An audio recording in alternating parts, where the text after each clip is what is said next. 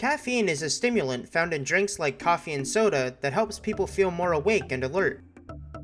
Many people consume caffeine on a daily basis to combat fatigue and increase their focus.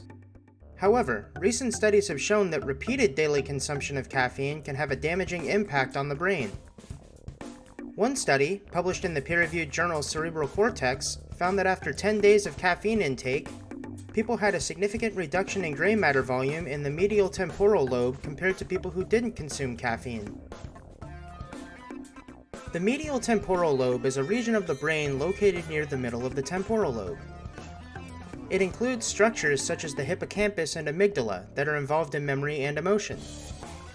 The hippocampus plays a crucial role in memory consolidation and spatial navigation. Moreover, gray matter is a type of brain tissue that contains the cell bodies of neurons. It is important for processing information and is involved in functions such as memory, attention, and decision-making. Another preprint study found that people also had reduced activity in the hippocampus when they consumed caffeine compared to when they didn't. This implies that caffeine changes the brain's structure over time.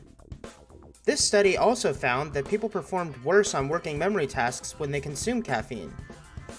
Working memory is a type of short-term memory that allows us to hold and manipulate information in our minds for brief periods of time. Working memory is also strongly connected to IQ, so impairment of working memory means a lower IQ. These findings suggest that daily caffeine intake can have a negative effect on the brain function of healthy adults. Another study published in the journal Biochemical and Biophysical Research Communications concluded that long-term consumption of caffeine could inhibit learning and memory by changing the way the hippocampus works. This resulted in poor long-term memory since the hippocampus was unable to register the new memories as efficiently. Taken together, these studies provide valuable insights into the effects of caffeine on the brain. However, it is important to note that many of these studies found a reversal of these negative effects once caffeine consumption was stopped. In other words, the brain healed itself and returned to peak functioning.